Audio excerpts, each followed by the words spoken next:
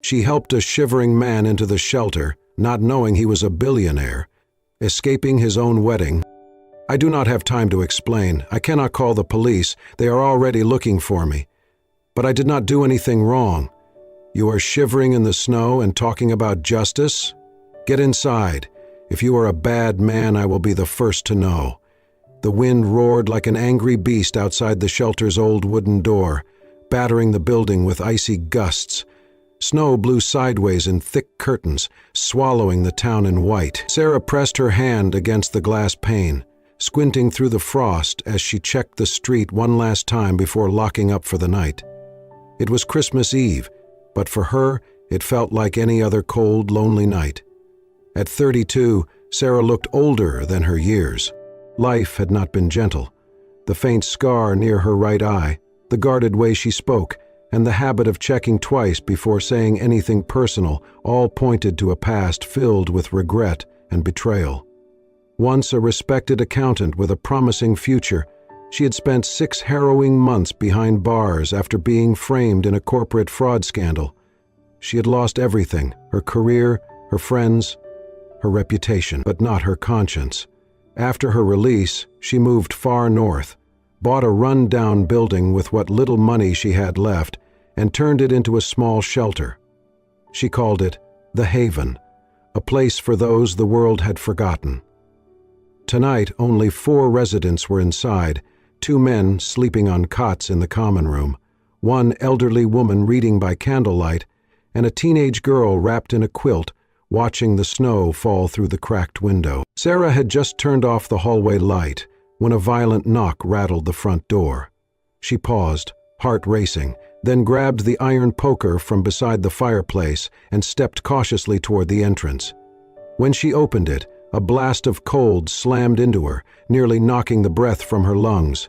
There, hunched and shivering on the threshold, stood a young man. His hair was soaked, sticking to his forehead, and blood ran in thin streams from a gash above his brow. His overcoat, though clearly once expensive, was torn at the collar and missing buttons. The leather gloves he wore were soaked through and stiff with frost. He looked at her with wild, pleading eyes. "I do not have time to explain. I cannot call the police. They are already looking for me, but I did not do anything wrong." Sarah tightened her grip on the poker but did not raise it. "You are shivering in the snow and talking about justice," she said, voice calm and dry. "Get inside. If you are a bad man, I will be the first to know." She stepped aside. He hesitated only a moment before stumbling in, nearly collapsing onto the floor. She shut the door firmly behind him and locked it. "Sit," she ordered, guiding him toward a bench by the fireplace. "You are bleeding. Do not move." He did not argue. She wrapped him in a blanket and handed him a mug of hot tea, then went to grab the first aid kit. When she returned, he was already trying to unbutton his coat, fingers trembling too much to manage. "Let me," she said, kneeling beside him. The coat peeled back, revealing a designer's suit torn at the sleeve. Beneath the shirt she glimpsed a vest soaked with snow and blood. His shoes, polished leather, were scuffed but clearly handcrafted. She cleaned the wound on his forehead and applied a small bandage. As she worked, she said, "Name?" He hesitated, then, almost like he was deciding to trust her, said, "Thomas. Thomas Whitaker." Sarah's hands paused for a moment, mid-movement. That name. She knew it, not personally, but from headlines, financial journals. Whitaker, tech magnate family, old money, famous scandals. But she said nothing. "Well, Thomas Whitaker, you are lucky I still leave my porch light on. You need rest, no questions tonight. You can stay in the back room, no locks on the door, and I keep a bat by mine." He gave a faint laugh, more from disbelief than humor. "Thank you," she nodded once, standing. "Dry clothes are in the hallway closet. I will bring you some food." As she walked away, she glanced back. He sat still, staring into the fire with a look she had seen before, on her own face in the mirror years ago. A man who had been betrayed, who was still bleeding somewhere no bandage could reach. No ordinary runaway ended up in a snowstorm wearing a suit worth more than her car. And Sarah, for all her scars, still believed in giving people one last chance. In the days that followed, Thomas kept mostly to himself. He stayed in the small back room Sarah had set up for him, emerged only when meals were served, and never lingered after the dishes were cleared. He walked with his shoulders slightly hunched, as if trying to shrink into the background, and he always sat with his back to a wall. Sarah noticed he scanned the room often, eyes flicking to windows, doors, and unfamiliar faces, like someone trained to expect danger. He spoke politely, with a calm tone that made others trust him, but he never said more than necessary. No unnecessary details, no personal stories, just simple thank yous and helpful observations. Still, there was something undeniably human underneath the quiet exterior. After breakfast one morning, Sarah found him on a ladder in the hallway, fixing a flickering light bulb that had annoyed her for weeks. Another day, he spent 2 hours quietly repairing the leaking faucet in the kitchen. When the shelter's old generator stuttered during a cold snap, he had it running again within 30 minutes. The residents started to warm to him. He never looked down on anyone, never acted like he was above them.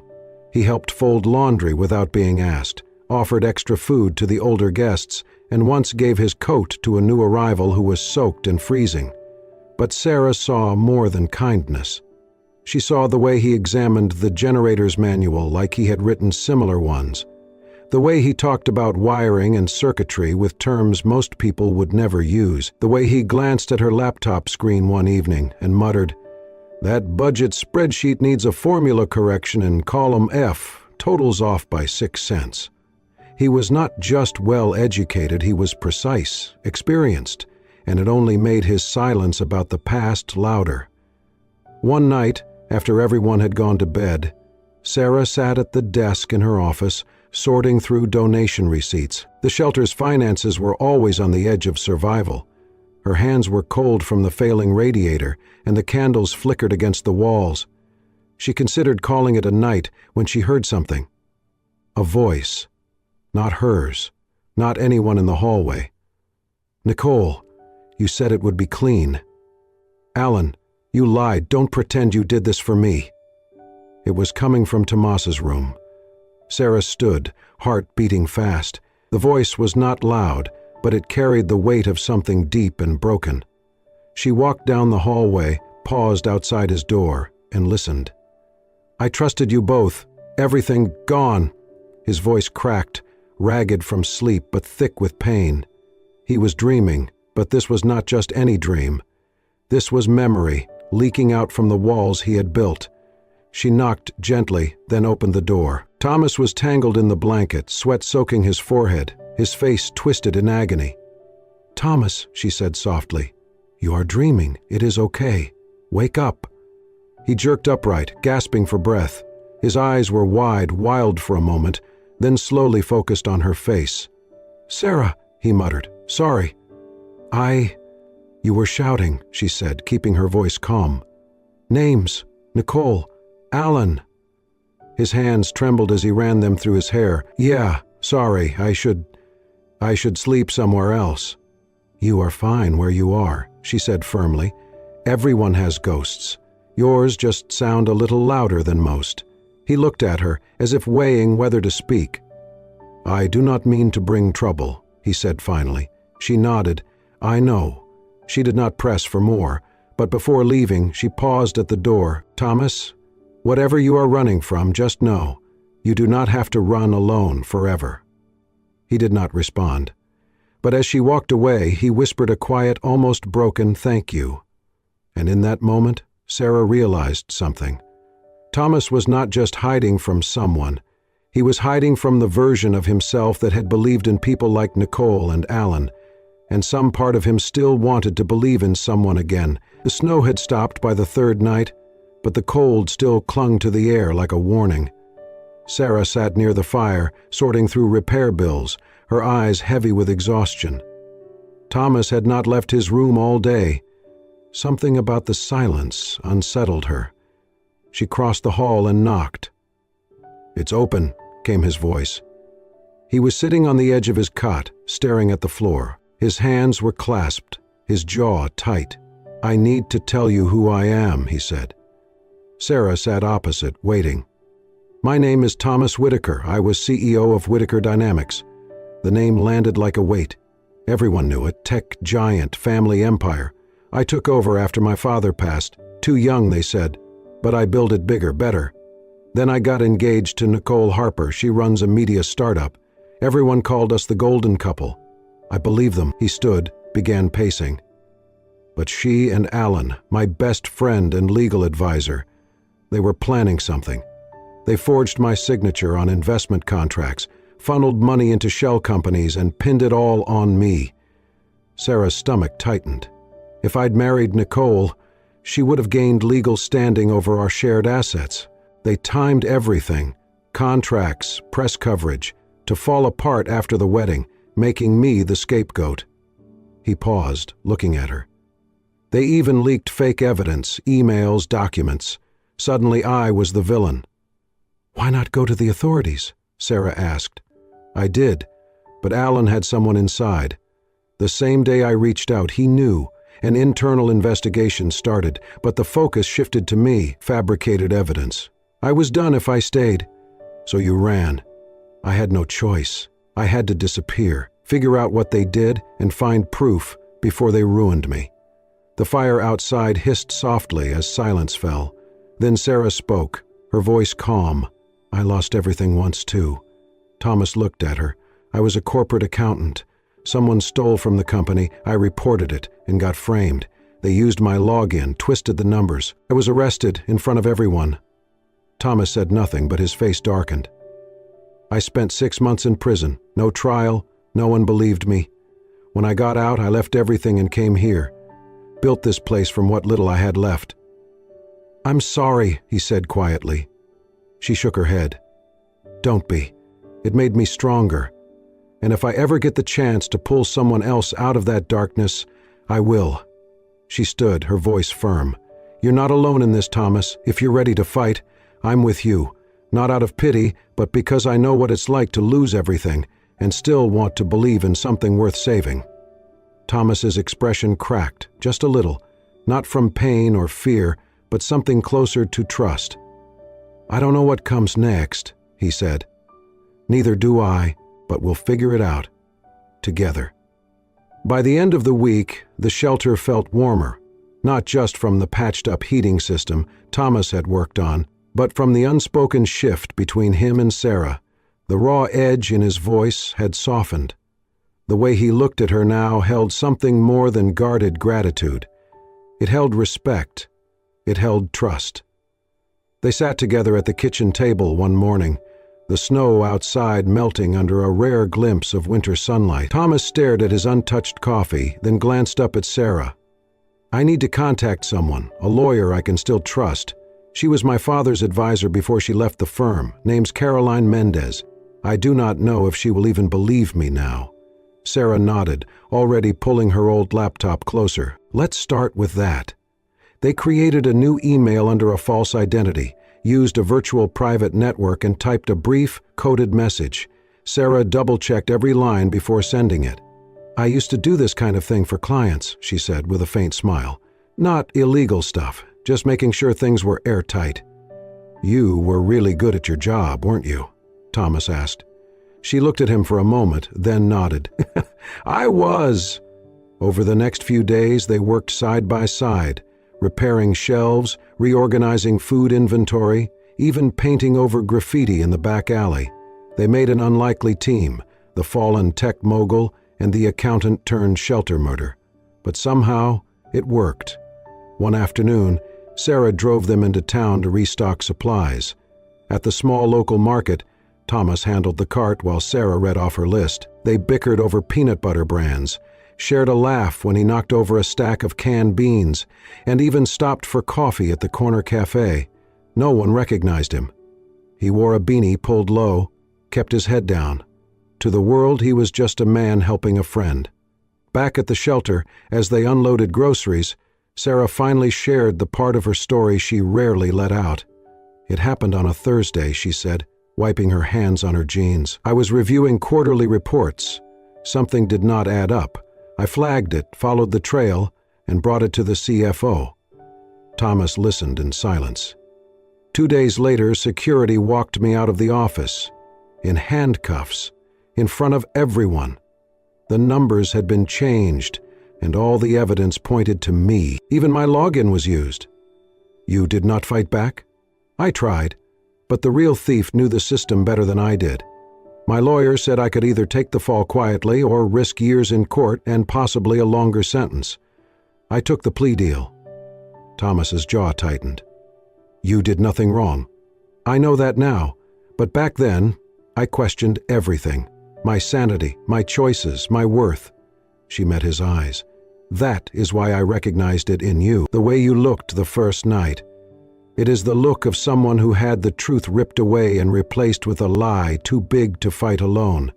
He nodded slowly, the tension in his shoulders easing. You do not have to thank me, she said. Just promise me, when it is your turn to stand up again, you will not flinch. I will not, he said quietly. Not this time. Later that evening, as the shelter quieted down, an old man named Pete, one of the longtime residents, sat in the common room flipping through a newspaper someone had left behind. His eyes narrowed as he looked at the front page. A small headline in the corner read, Thomas Whitaker still missing. Authorities silent on investigation. Pete's eyes flicked toward the hallway, then back at the paper. He looked again at the grainy photo of Thomas in a tuxedo, then at the man who had just walked past him with a basket of blankets. He reached for his phone and stepped outside. The wind was cold, but the temptation was hotter than loyalty. I think I've found your billionaire, he whispered into the receiver. How much is it worth to you? The building looked the same. Towering glass, spotless steel, the logo of Whitaker Dynamics glowing cold blue above the entrance, but to Thomas, it no longer felt like his. It was past midnight, the city quiet under a layer of snow, the parking structure nearly deserted. Thomas adjusted the cap on his head and glanced at Sarah beside him. She wore a dark hoodie, oversized glasses, and a serious look that could cut through steel. You still sure about this? She whispered. He nodded. The backup servers are on the second sublevel. Caroline said the evidence is stored locally. Emails, signed documents, transaction logs. If we can pull them and get out clean, we can prove everything. Sarah tightened the strap on her bag. Let's make it quick, then. They entered through the old maintenance door. Thomas still remembered the code from his days as CEO, and to his relief, it had not been changed. The door clicked open, revealing a dim hallway that smelled of cold air and cleaning fluid. He led the way, steps light but steady, every nerve on edge. Inside, the corridors were eerily quiet. Security lights blinked overhead, casting long shadows. They reached the elevator, but Thomas shook his head. Too risky. Cameras. Instead, they descended the narrow stairwell to the server level. Each step down felt like a descent into the life he had left behind. When they reached the door to the server room, Sarah pulled out a flash drive encrypted by Caroline's team. Plug this into the root terminal. It'll copy and send everything to a secure cloud vault. Thomas opened the panel and typed quickly, his fingers remembering every keystroke of a system he once designed. The screen lit up and the data began to transfer. He turned to Sarah, breathing hard. We have to hold for 6 minutes, then we're clear. But before she could respond, an alarm suddenly chirped, a soft but sharp beep that grew louder. Thomas froze. Motion sensor. Someone tripped it. Upstairs, a voice crackled over the intercom. Unidentified activity detected in sublevel 2. Security teams deploy immediately. Sarah's eyes widened. We've got to go. Thomas yanked the flash drive the moment the progress bar hit 100%. They bolted into the stairwell, racing upward as the distant echo of boots thundered below.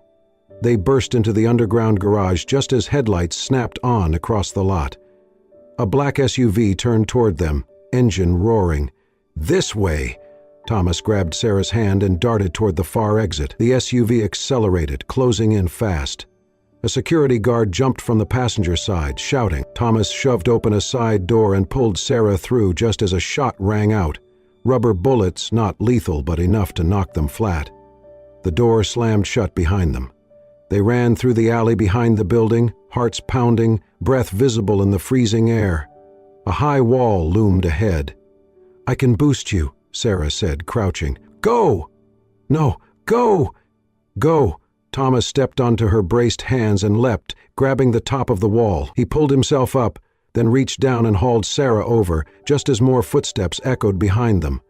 They dropped to the other side, stumbled into the shadows, and kept running until the city swallowed the sounds of pursuit. Minutes later, they ducked into an abandoned maintenance shed behind an old train depot. Thomas leaned against the wall, gasping for breath. Blood stained his sleeve. "You're hit," Sarah said, her voice sharp. "It's nothing," he winced. "Just grazed. Let me see." She tore open the fabric and examined the wound. A shallow cut, already clotting, but it would leave a scar. "You idiot," she muttered, wrapping his arm with a scarf. "Yeah," he breathed, smiling despite the pain. "But we got the files." She nodded, then sat beside him on the concrete floor, silence stretching between them like a held breath. "You didn't have to come," he said quietly. "You didn't have to protect me when that car came at us," she replied. They looked at each other, really looked, and in that moment, something shifted. The trust that had been building for days turned into something deeper. Something unspoken, yet undeniable. "I don't know what this is," Thomas said, his voice hoarse, "but I know I haven't felt it in a long time." Sarah reached for his hand, her fingers brushing his lightly. "Then don't run from it," she whispered. And he didn't. 2 nights after the break-in, Thomas sat in the corner of the shelter's office, staring at a silent phone. A single lamp lit the room, casting long shadows over the desk where Sarah hovered beside a laptop, checking audio settings for the 3rd time. "You really think she'll take the bait?" Sarah asked, not looking up. "She will," Thomas replied. "Nicole's too ambitious to walk away from power. She'll think I'm desperate, that I'm crawling back. And Alan? He's never far behind. She'll loop him in." Sarah nodded, adjusted the gain on the microphone, and looked over at Thomas. "We only get one shot at this." "I know." Earlier that day, Sarah had contacted an old connection, Lena Foster, a fiercely independent investigative journalist with a reputation for taking down corporate giants. Lena had agreed to meet under one condition: proof. Real proof. So, Sarah and Thomas gave her a plan. Now, in the quiet of the office, Thomas took a deep breath and dialed Nicole's number on a burner phone. Sarah hit record. The phone rang once, twice. Then Nicole answered, her voice smooth and calm as silk. "Thomas?" He let out a shaky sigh. "Nicole, Listen, I made a mistake, disappearing like that. I shouldn't have run—" A pause, then cautious curiosity. "Where are you?" "I can't say, but I want to fix this. I know I can't undo what happened, but I don't want to fight anymore. I've been thinking, maybe you and Alan were right." Another pause. Then the tone shifted, confident, intrigued. "Go on." "I have the documents you planted. I know what you two did. But I also know how to make them disappear. We can still move forward, together, if you'll let me." The line went quiet. Sarah glanced at the screen. Recording was clear. Finally, Nicole's voice returned, low and cunning. "You're finally starting to think smart, Thomas. We can make this go away. Alan already made adjustments to the timelines. The audits will match. All we need is your cooperation." "I want back in," Thomas said. "Tell Alan I'll play along. I'll even make a statement, say it was all a misunderstanding, that I panicked." Sarah clenched her fists under the desk. "Good," Nicole replied. "We just needed you to realize who really has control. Come in quietly, and it all disappears." Thomas played it cool. "I'll need a few days to get everything in place." "No problem," Nicole said sweetly. "Just don't vanish again." The line went dead. Thomas stared at the phone, heart pounding. "We got them." Sarah was already copying the file to a flash drive, her hands steady. "Every word. It's all there." An hour later, Lena Foster sat across from them in the shelter's tiny dining room, headphones on, expression growing darker by the second as she listened to the recording. When it ended, she looked up at Thomas and Sarah with quiet fury. This will burn everything down." "Good," Thomas said. Lena nodded. "Give me 24 hours." As she walked out into the night, flash drive clutched in her hand, Sarah turned to Thomas. "No turning back now." "I don't want to," he replied, eyes locked with hers. "Not anymore." And with that, the final piece of their trap fell into place. The news hit the internet like wildfire. Within hours of Lena Foster's expose going live, the story exploded across every major news outlet. The headline was blunt, brutal, and undeniable. Billionaire CEO framed by fiancé and legal partner, secret recording uncovers massive corporate betrayal. The article included audio clips, document screenshots, and a timeline of the fraud scheme. Lena's voiceover narrated with unwavering clarity, exposing Nicole Harper and Alan Royce for who they truly were. Public reaction was immediate and visceral. Nicole's face, once the darling of business magazines and influencer circuits, flashed across screens, accompanied by words like fraud, manipulator, and arrest warrant.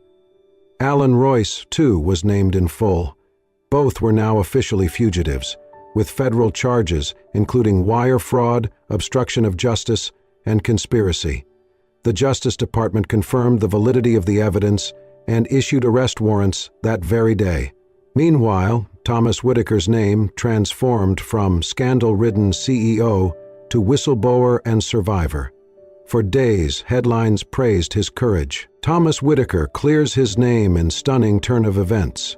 Fallen tech heir redeems himself with expose. The man who walked away from power for the truth. Thomas stayed silent. He read the articles, watched the interviews, listened to legal experts dissect the layers of betrayal.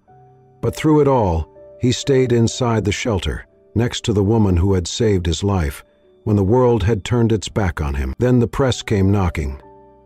Caroline Mendez, his trusted lawyer, arranged a formal press conference, a way to clear the air directly, publicly. She invited Sarah, gently urging her to attend. Thomas asked her himself the night before. They stood outside under a cold sky, stars barely visible above the city's glow. "You should be there," he said softly. "You were there when no one else was." Sarah shook her head slowly. "I was also there when cameras twisted the truth and turned me into a villain. I'm done with the spotlight, Thomas. I don't need the world to know who I am. I just want to live a life that's real." He looked at her for a long time, then nodded. "I understand." The next day he stood at the podium alone, flashes going off like lightning storms around him. His voice, clear and steady, recounted the timeline of deceit, betrayal, and escape. He answered questions. He thanked the journalists who stayed true to integrity. But when asked if he would return to his position at Whitaker Dynamics, his answer stunned the room. "No," he said, "I won't be returning to the company." Gasps, murmurs, frantic typing. "I've learned that power, no matter how well earned, means nothing without people you can truly trust. My father left me a business, but here," he placed a hand to his chest, "I found something better. Purpose, real connections, a chance to do something that helps people on the ground." The shelter didn't make the headlines, but it became the place Thomas returned to that evening. No security detail, no limo, just him, a duffel bag, and a quiet determination. Sarah was in the kitchen when he walked in. She turned, wiping her hands on a towel, eyes calm but questioning. "You came back," she said. "I never really left," he replied. She leaned against the counter, watching him with a half smile. "And what happens now? You disappear into normal life?" He stepped closer, closing the space between them with a softness that surprised them both. "No," he said. "Now I stay. Not because I'm running, not because I owe anyone anything, but because I want to be here." "With you?" Sarah's breath caught, just slightly. "Thomas, I fell in love with you, Sarah. Somewhere between fixing pipes and dodging bullets, I saw you, and I couldn't look away." Her eyes searched his face, her voice barely above a whisper. "This isn't exactly a fairy tale." He smiled. No, but it's real.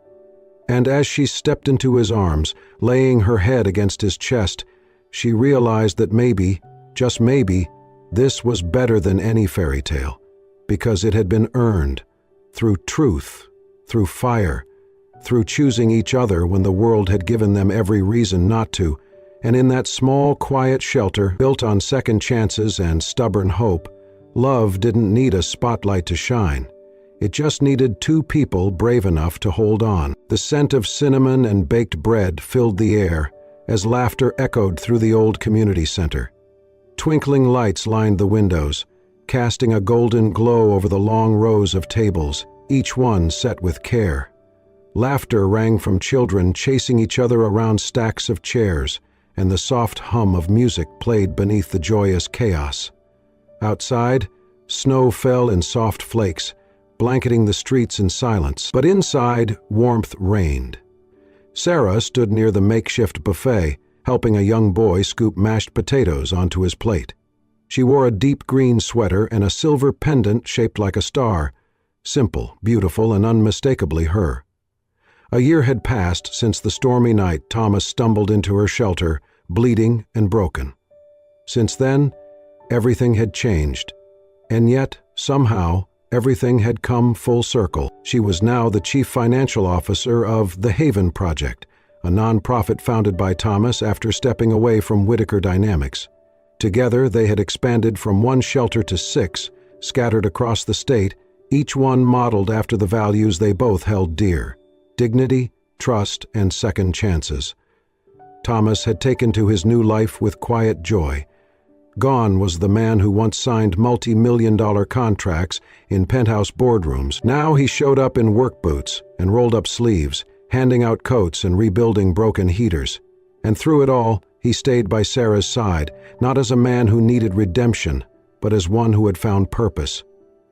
Tonight was their first annual Christmas celebration for the residents of all 6 shelters. More than 200 people filled the room, eating, laughing, healing. The success was visible in every smile, every grateful glance. Thomas found her near the stage where volunteers were handing out mugs of cider. "You disappeared on me," he said with a grin, slipping a hand into hers. "You were too busy winning over the entire room." "Guilty," he said. "But I have something for you." She raised an eyebrow. "Now? Now?" He led her outside, just beyond the glow of the lights, where the snow drifted quietly around them. The air was cold but not biting, peaceful. From his coat pocket, Thomas pulled out a small velvet box, not dramatic, not flashy, just honest. Sarah looked at it, her breath visible in the cold.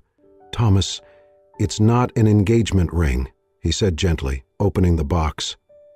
Inside was a silver band etched with delicate patterns, resembling shelter rooftops and stars. It sparkled subtly under the light from the windows. "This isn't to possess you," he said. "It's not to claim you or bind you. It's a promise." She looked up at him, her eyes soft, heart steady. "A promise that I'll stay," he continued, "that no matter what happens, good, bad, ordinary, I won't run, not from this, not from us." Her eyes welled up as she reached out and touched the ring. "You're ridiculous," she whispered. "Is that a yes?" he asked, smiling. She took the ring from the box and slid it onto her finger. Then she laced her fingers with his. "I didn't need a ring to know you'd stay," she said, "but I'm glad you gave me one anyway." From inside, the sound of church bells began to ring, the shelter's old antique chime, now restored and rung by a little girl in a red scarf who laughed with each toll. Sarah leaned into him, resting her head against his chest as the bells sang through the air. Two people the world had once cast aside now stood hand in hand, surrounded by the warmth of the life they'd built. Not perfect, not without scars, but real and lasting, and in that moment, beneath the snow and the stars and the soft chime of hope, happiness finally stayed. And so, from a snowy Christmas night to a year filled with healing, trust, and second chances, Sarah and Thomas found something neither of them expected. Love born not from fairy tales, but from truth, resilience, and choosing each other every day. Because sometimes, The most powerful kind of love is the one that stays when the world walks away. If this story touched your heart, don't forget to like, share, and subscribe to Soul-Stirring Stories, where every tale is a journey of hope, healing, and the beautiful strength of the human spirit. We bring you real stories that move the soul and maybe, just maybe, change a life. Thank you for watching. See you in the next story.